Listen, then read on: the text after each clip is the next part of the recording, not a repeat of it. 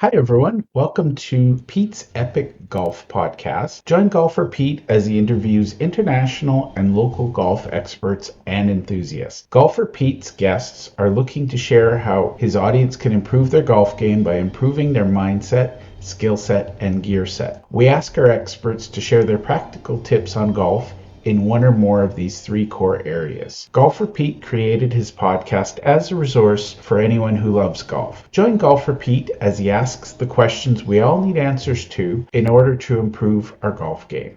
Hey, I want to welcome our viewers to the Pete's Epic Golf Podcast. And I have a special guest today, and he's going to introduce himself in just a second. But I have to tell my viewers, pay close attention because he has more hole-in-ones than I do.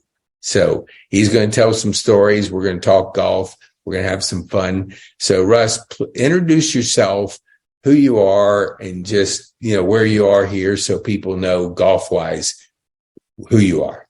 All right. Well, my name is Russell Koskie. I live at, what do we call this place? Overture. And I spent 20 years playing golf down in Florida at a place called Monarch Golf Course. It was when I moved there, it was a semi-private golf course. And I had a membership, bought my own golf club, cart, spent a little over 20 years playing golf daily. So that was really neat. As hot as it was, it didn't matter because we were out playing golf.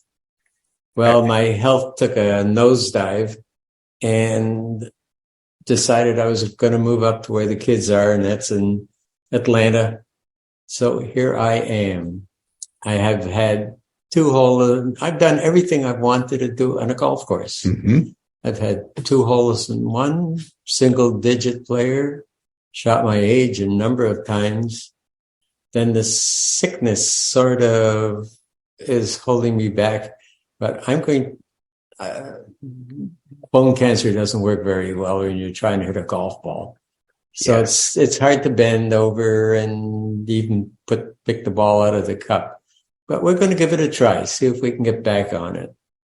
Awesome. Have many great memories playing golf, like 20-foot gators on the course, and you play around them. And you were actually playing on the course, and the gator is like chasing you, or not chasing, but they just close by. Oh yeah. As a matter of fact, one of the stories is when I first got there, I played golf with some fella, and I hit the ball in the water, on the edge of the water, and I went down to look at it, and there was a little gator there. He wasn't very big, maybe 2 feet. He was just a baby.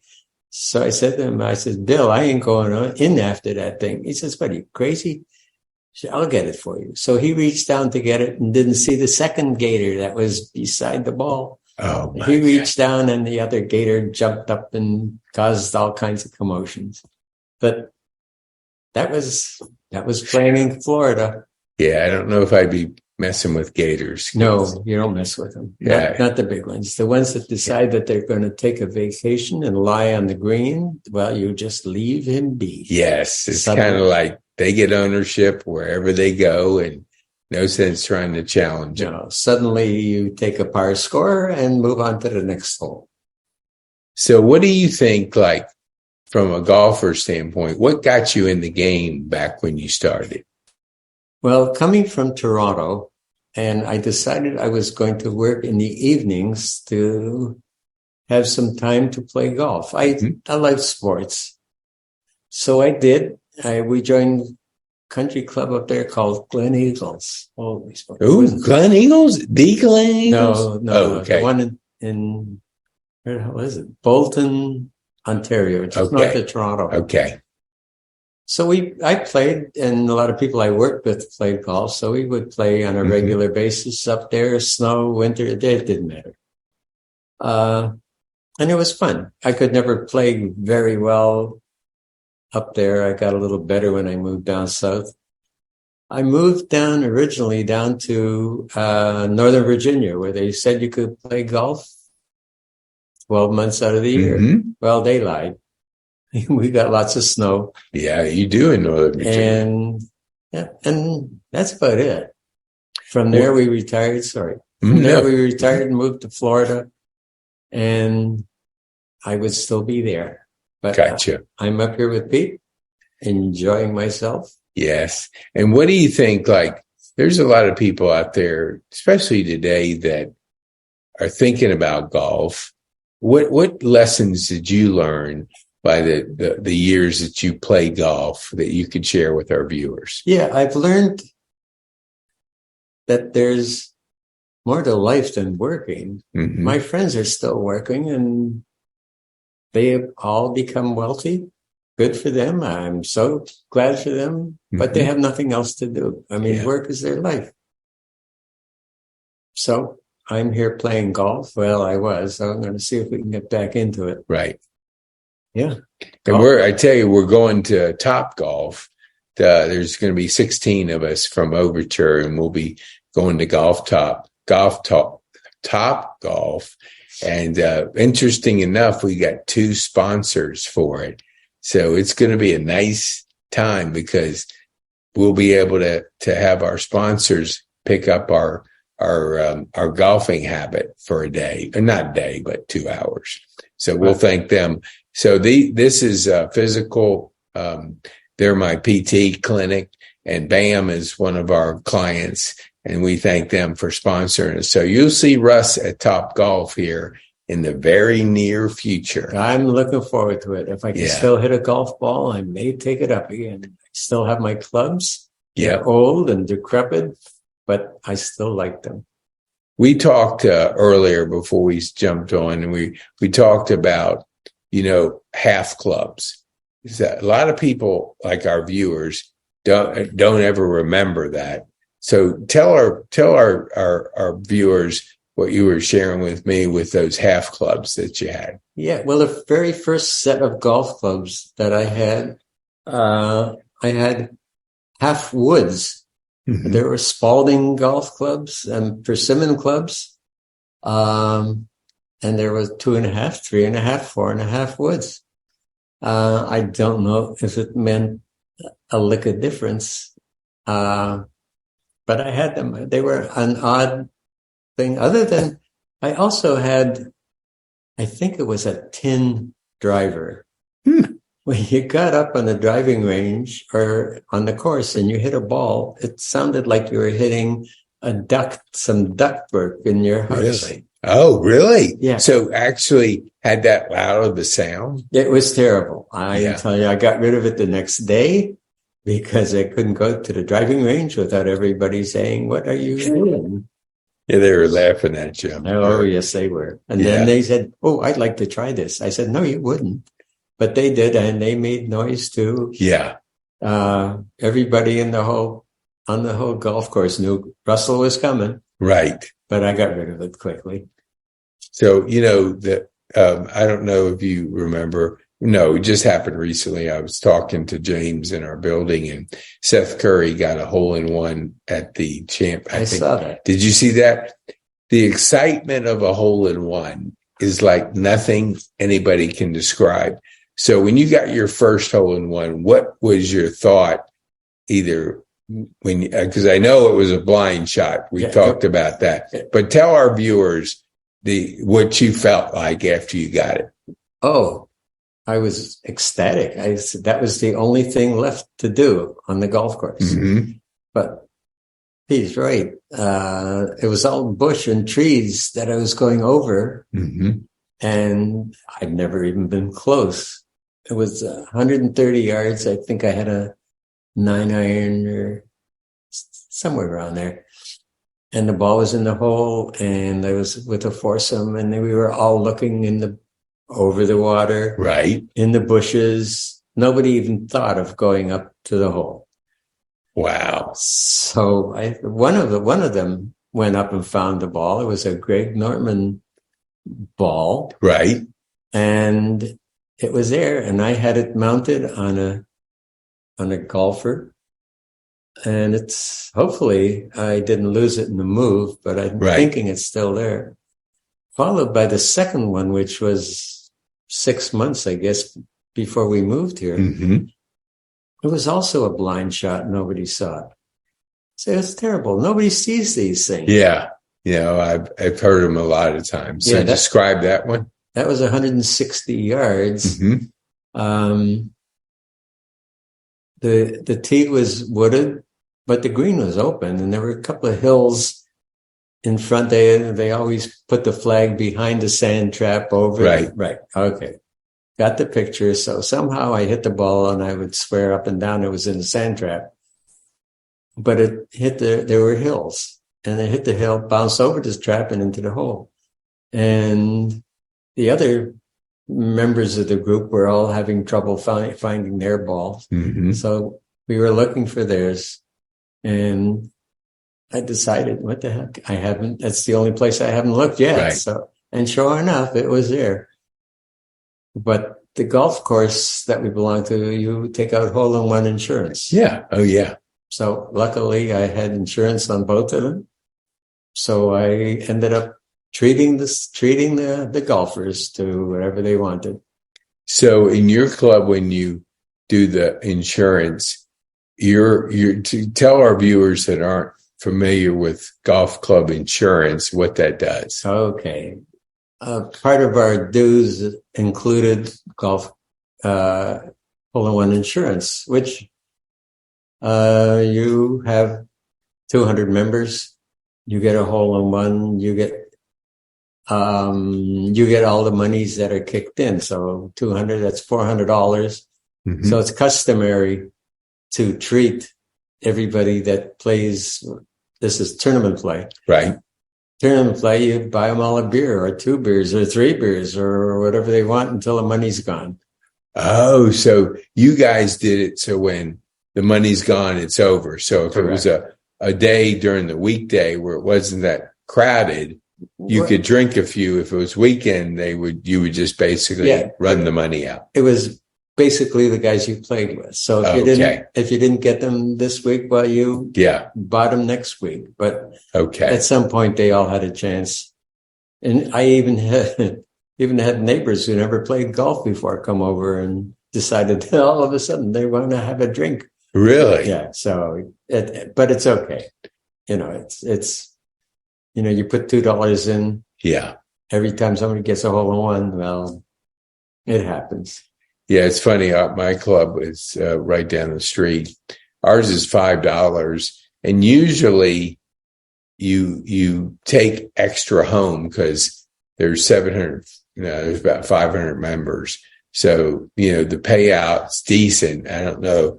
I guess some people drink a long time after that, but most people will they'll buy the drinks and then they'll take the balance. They put you on your account or something like that. That's usually I save $100 from me. Oh, okay. Gotcha. And the rest they can have. Sure. What do you think as a golfer, when you got your first hole-in-one, was that kind of like, I know it was for me, like, I finally did something I could brag about. Not that I'm your brag. What feeling did you have once you finally got the hole-in-one that everybody craves for? Well, I had more comments from people I didn't play with. It was like it was like very anticlimactic because at that point I was playing pretty decent. Right. It was not a big deal. Yeah. But I kept the ball and I had it. The date the ball went in the hole and mounted it on a trophy. And the second one was, I didn't even mount the ball on a trophy. I don't know where the hell the ball is, come to think of it. It's got to be out there somewhere. Somebody's got it. And somebody's doesn't even know that they have in their possession a hole-in-one golf ball. Well, I've had experiences working golf tournaments. We lived in the Orlando area, so I got to work a couple of golf tournaments. I did Iron East 2 or 3 times. And when Disney had their tournaments, somebody had their tournaments at Disney, and I can't remember who. Anyways, met a lot of very nice golfers. One of them was Tiger. Wow. I was marshalling at the 9th hole when he came off, And there's a whole bunch of kids standing there and looking for autographs. And he said, come back after I'm finished playing golf. I will stay until it gets dark and I will sign all the golf balls you want. And he did. Mm-hmm. Nice. What, so when it comes to people that you've met, have you, like, tell our viewers, like, have you met a golfer that maybe the viewers are familiar with, that if that golfer called you or you called that golfer, they would go, oh, Russ is called. Is there anybody that you can tell our viewers that you've met like that? I mean, no, there was one many years ago. In fact, you probably wouldn't even have heard of him. Yeah. His name was Mo Norman. Oh, I know Mo. Are you kidding me? Mo? Okay. Oh, yes. Well, he had his golf course. Yeah. Up. He's a Canadian. Where we spent our summer vacations. Yeah. Oh, really? Okay. Yeah. And this was long before I played golf. Yeah. But we got to talk. Mm-hmm. Who else? That's cool. Yeah. Fuzzy Zeller. I worked at the father and son tournament. Really? The one down in the Orlando area? Yep. Oh, man. Who did you see at that tournament? Oh, I worked the hole, so I saw everybody. Yeah. Oh, okay. Let's see. Jack Nicklaus was one. Okay. He was, I don't remember the whole. Gary Nicklaus or Steve Nicklaus? Did he work with one of his sons? It wasn't so much that. It was that he was playing in a foursome with a youngster. Mm-hmm. And he says, can I give you a tip to the kid? And the kid looks at him and he says, who the hell are you? Mm-hmm. Really? So that was an experience. Yeah. And Fuzzy Zeller hit a ball out of bounds. And so I picked it up, threw it back. I threw it back underhand. He says, oh, you have shoulder problems, do you? I said, yes, I have shoulder problems. You know? But we had, there were a lot. Yeah. There were a lot of really nice people that played. Yeah. The older guys more so than the younger guys. Right. I have to say it. Sorry, but yeah. No, I've heard that from a few people. So. And John Daly. Yeah. He was teeing up a ball and he used a long tee and he stuck it down in the ground. So he was walking off the tee. I said, why don't you use short tees? He says, they are short. I just put them in deeper. Mm-hmm. Okay. Thanks, John. But he was okay. Yeah. He was, believe it or not, he was okay. Oh, I liked him. I had a friend of mine that he liked to gamble. And so the casino down in Mississippi hired him as kind of a PR guy. And he said, man, John Daly was the best guest golfer he ever played with. And he played with a lot of different ones. Mm-hmm. And so I always found him. I saw him at Eastlake back a few years ago. And I was fascinated by, he hit it under a tree. And, you know, most of us might take a little bit of time figuring out whether we're going to catch he took one practice swing to see where the tee was and just went ripping it. It was like he was on a mission and you'll never catch him for slow play. That's for sure. He's a fast player and he just goes out and plays. And obviously he's had a lot of success on the tour. Yeah. Well, used to be. Well, golf was a bit of a challenge for me. I played basketball. I played a lot of sports, a lot of racket games. Yep. But I couldn't hit a golf ball. Yeah. Especially with glasses on. It was just a battle. Yeah. So I got to beat this damn thing because. Right. How old were you back then? Were you 18, 20. Yeah. Right. So. Okay. So I said, I'm going to do this thing. And I did. And I played a lot of golf in my time. Right. 5 days a week for 20 years. Wow. Can't hardly beat that know-how. You know, for our viewers that have a hard time understanding 5 days a week, it's more common than you think. I played 5 days a week. So I mean, I would get up at 5 o'clock, whatever, work. And then, you know, when the day was over, I'd go out to play golf and meet some of my buddies. And so it was like a routine this is when I was empty nester. So it was a routine to be able to you're so excited because you're playing that day. Mm-hmm. So I work hard, get it all done, and then hit the golf course. And it was kind of like therapy. What do you think? So how can you tell our viewers? So I know the younger people are, they're not, actually, I'll tell this stat so our viewers can hear it again. More people play off-course golf, that's top golf, than on-course golf. It's 18 million to 16 million. And we had a guest on, Ralph Stokes, he's with the PGA Superstore. And he said that the number has been growing because he's president of Georgia Golf Association. He says it's gone from 1% going to off-course to on-course to now 6%. So it's growing, the game, and people go to Top Golf and they go, man, this is kind of fun. What would you say to the young people that, might be thinking, let's go into a business sense? Because sometimes people don't realize that, you can meet a lot of nice people on the golf course. What would you tell our viewers? You meet a hell of a lot of nice people. Yeah. In fact, a lot of them have become friends as just, associates. We socialize together, and It gets to the point where you go out to play golf just to socialize. Like the birdie holes. I mean, that works really well unless you can't drink. But every time you get a birdie on a hole, everybody tips a little booze. Okay. Yeah, no. Okay. No, and it's good.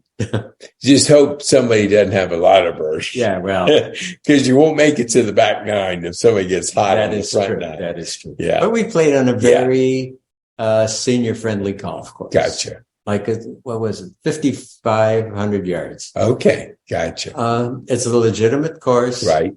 And we buy a golf time. We buy a tee time. So every Tuesday, I guess it was, we had an 8:00 tee time. Oh. Okay. The membership, I couldn't have invested the money and gotten the enjoyment that I did by playing golf.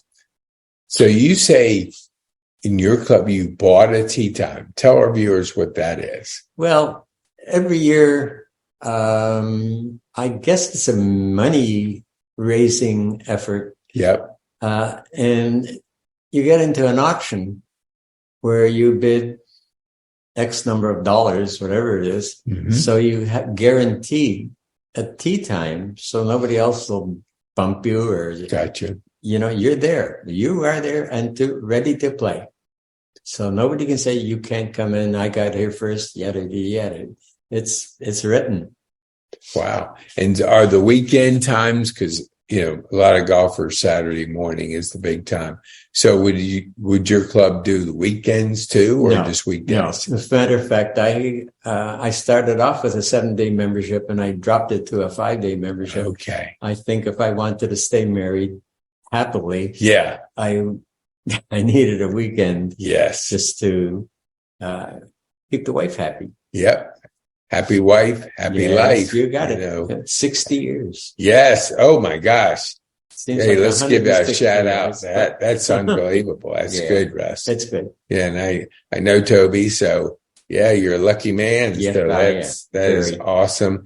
Because not everybody supports golfers. Now, sometimes they do. But if you're a spouse out there, if you want to keep your husband happy, just support him. I mean, no, he shouldn't play 7 days a week because you got to have some time together. But what do you think when you were starting out with Toby? Did you play and then she'd say, yeah, go ahead and play. You have fun. She was in favor of me playing. Okay. There was never a doubt. Gotcha. Except she didn't want to know anything about golf. Okay. She couldn't tell a golf ball from a tennis ball. Yeah. It just wasn't her thing. Yeah. Yeah. We tried miniature golf and that wasn't her thing. Yeah. She loved bowling. Yep. But not golf. Okay. So what about as you, with your kids and different, people in your family, were you able to transfer that golf enthusiasm to your family members? No. No? No. Okay. Although my son-in-law plays golf now. Okay. While he was going through for his profession, Yeah. we would go play together. Oh. So he's okay. And I know my daughter either took golf lessons. Mm-hmm. She played a little bit, but that was it. It wasn't her thing. So we played a number of times together. He's okay. He's good to play with. Yeah, that's good. I mean, my son-in-law actually asked me on the golf course for my daughter's hand. So it was like, he comes out there, it's this pine tree, maybe 5 years ago or something like that.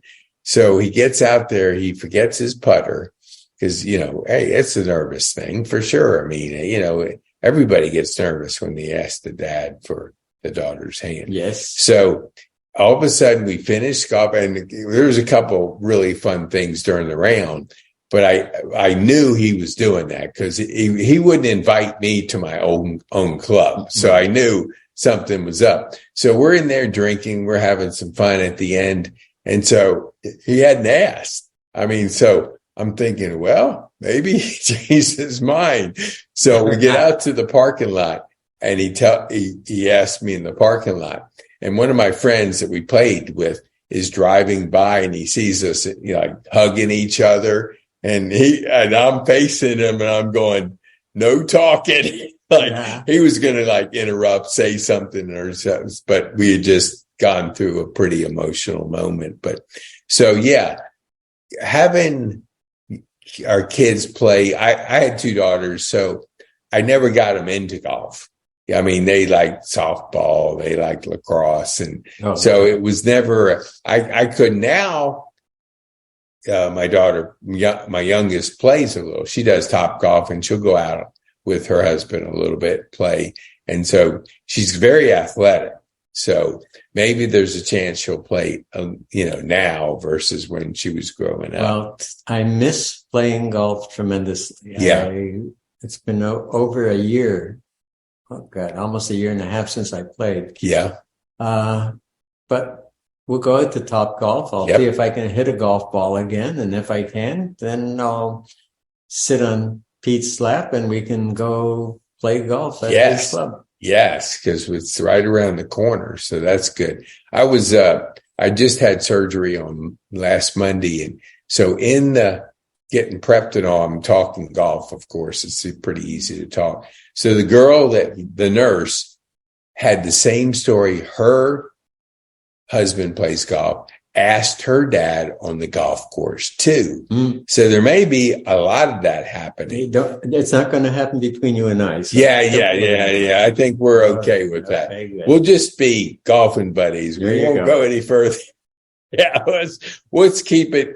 Let's keep the line straight. Let's keep the line there. So let's also talk a couple friendships that you've gotten on the golf course. How did that happen? Just repeatedly playing with somebody? Describe our viewers what that is like. It's amazing. After the amount of time you play, generally once a week you play with three guys who you play with all the time. And this is not even a social event. It's who can throw the most crap at the next guy and be happy.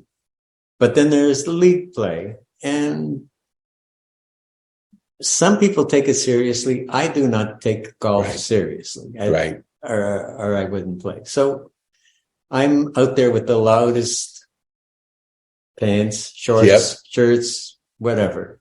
So everybody is saying, "What the hell is he going to wear tomorrow?" And that was fine. So it's happy, but. See, there's only one time that I ever had a problem with one of the golfers. Mm-hmm. And it wasn't about my outfit. He was just an ass. Mm-hmm. But other than that, I still get emails from a lot of them that play. Right. Good wishes. I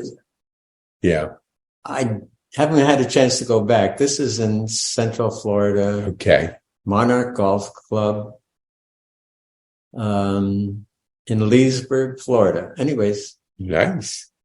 it was great. It really was good. Didn't matter who was there. We always had fun. I know I think it was July 4th when you had the ideal golf outfit on. It was red, white, and blue. Yes. It was very colorful, which golfers are. I mean, we don't wear boring clothes. No, that's not usually a golfing attire. People that don't know golfers don't wear they don't wear plain stuff.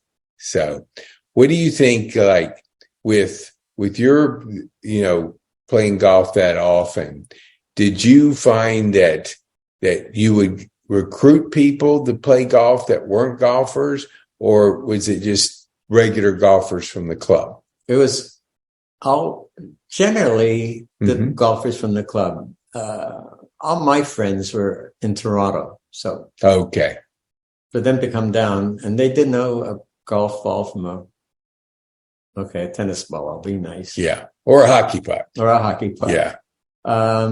So it was sort of useless, but yeah, the friends that I play with have kids, and their kids would come down, and I would join them if they were looking for a fourth. I would be there. Couple of them were very good golfers. My good golfing days are way behind me. Right. So to me, it's just a day out in the sun. Yep. And to be with nice people, and I can clown around with them. Have you ever in golf, how we talk about getting in the zone? Have you ever had those rounds where everything was dropping, every shot seemed easy? Yeah. And what did you shoot with that round? So tell our golfers that round, that if you want to share with them. Sure. Our golf course, it was a par 72. It was only 5,500 yards, so it wasn't all that long.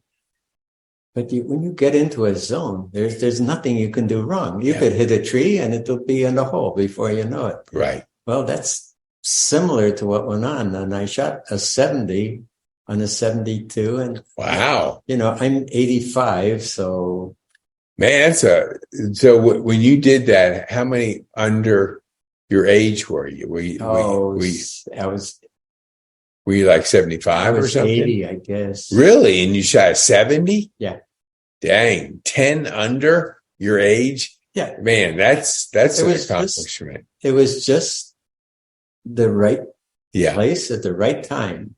And then you go home and you sit down and look at the walls. And you know what? The walls haven't changed.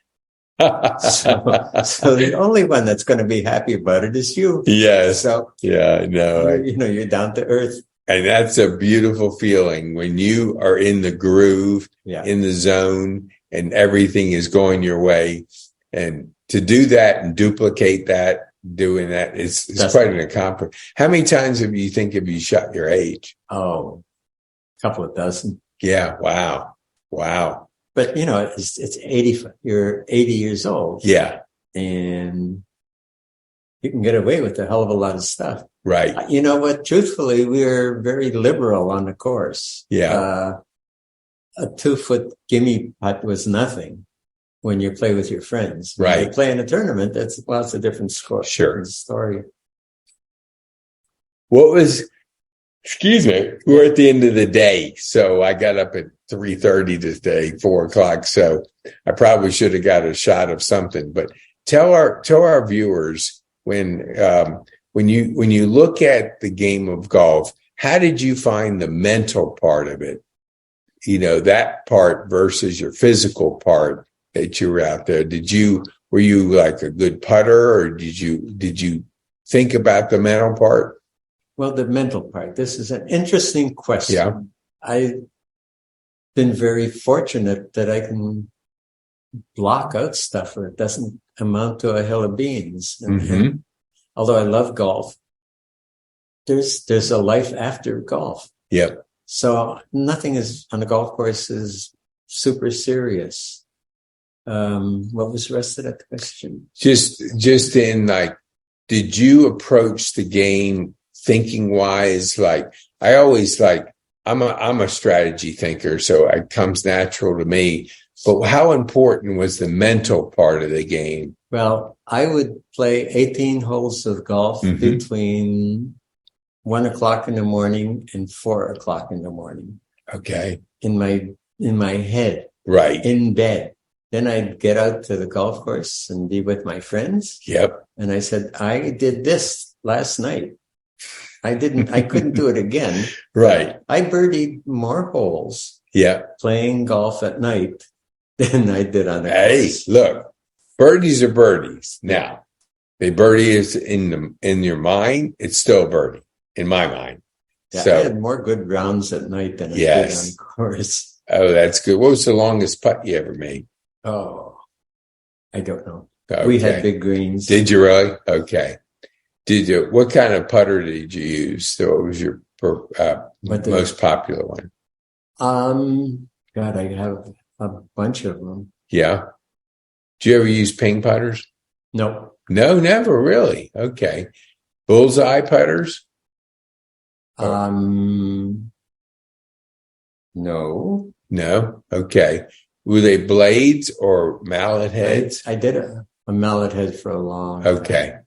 Yeah. And then I got one of those new ones with the long, whatever it is. Yeah. One of the new style putters. Yeah. I was in PGA Superstore last night and I was drained a couple long ones. So I was talking to the guy. I said, all right, how much is it going to cost me?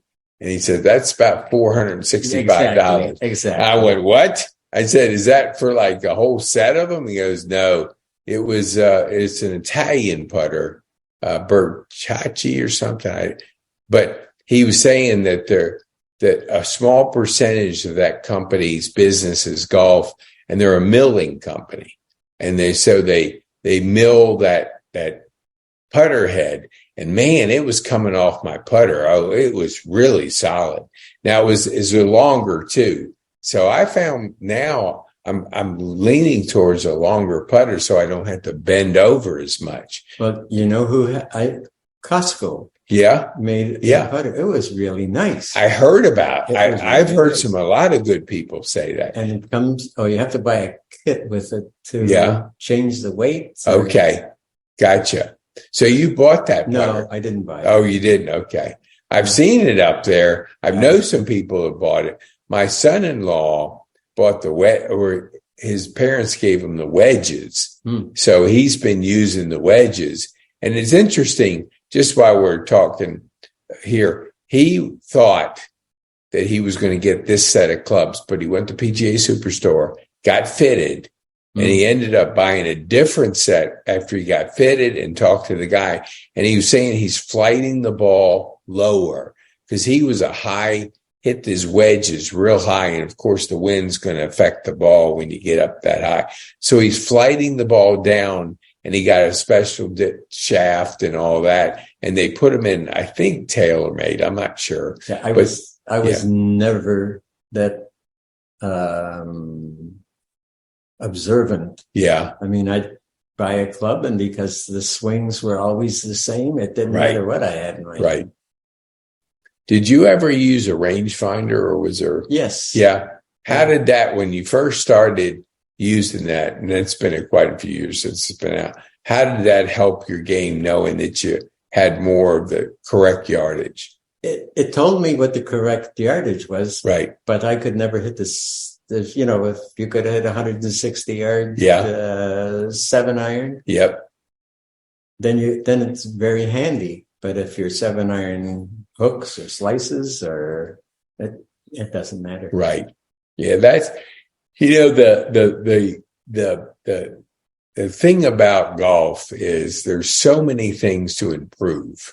Oh yeah. And so you talk to a lot of golfers, and they'll have a couple good shots in a bad round. That's enough to get you out the next time. It's the last putt that you made. Yes. And and people that don't play golf can't understand that when the feeling you get on the golf course, making a good shot, good putt, or, just whatever it is.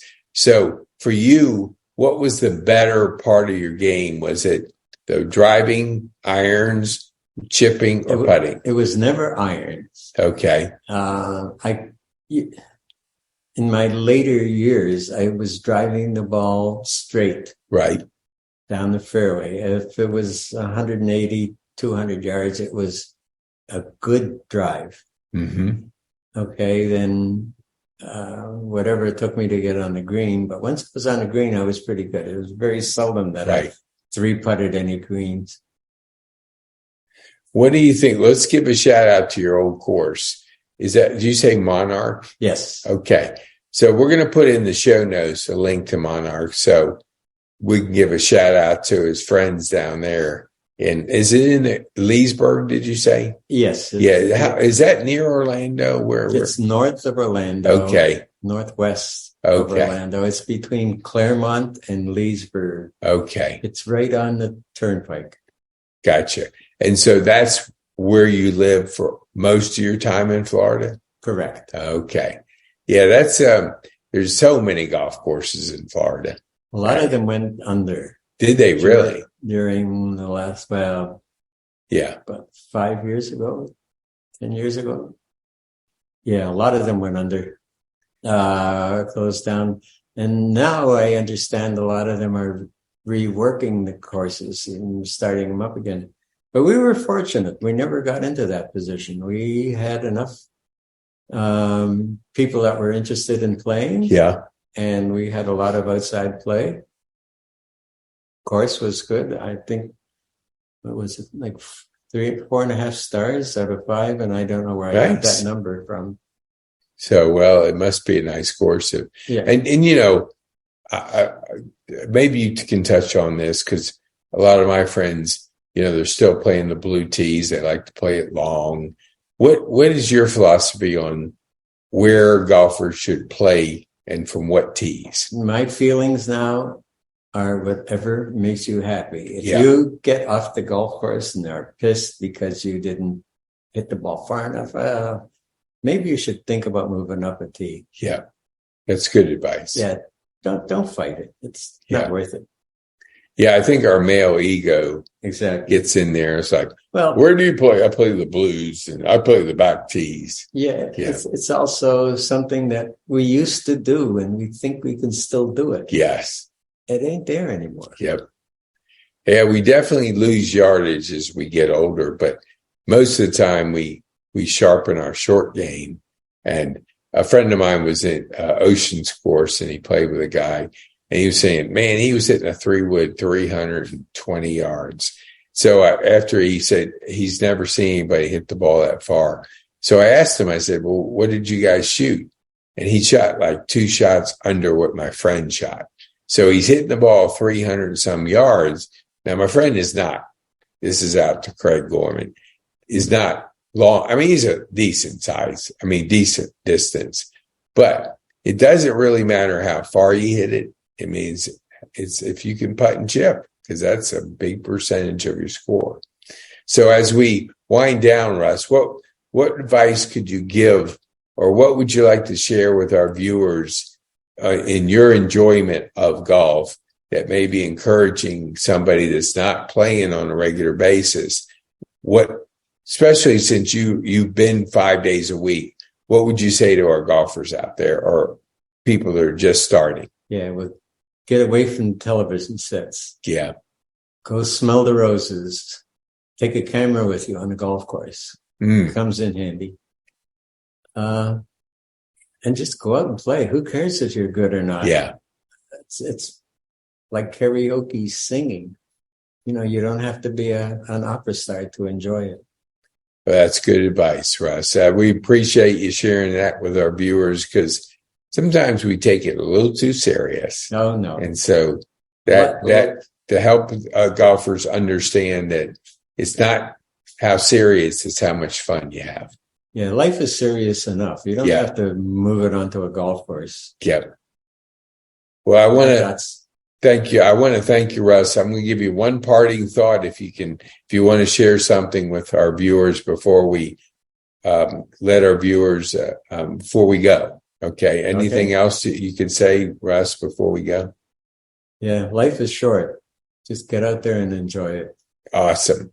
Well, I want to thank you, and we appreciate you, Russ. Thanks for being a guest on Pete's Epic Golf Podcast. Thanks, Pete. It was a pleasure. I look forward to getting out to wherever we're going to go together. Top Golf and maybe Pine Tree soon, right after that. I look forward to it. Okay. All right. Thanks, I'm Russ. sure you're going to have to carry me, but that's okay. That's okay. I got broad shoulders. I hear Okay. you. There we go. Take care, buddy. Okay. All right.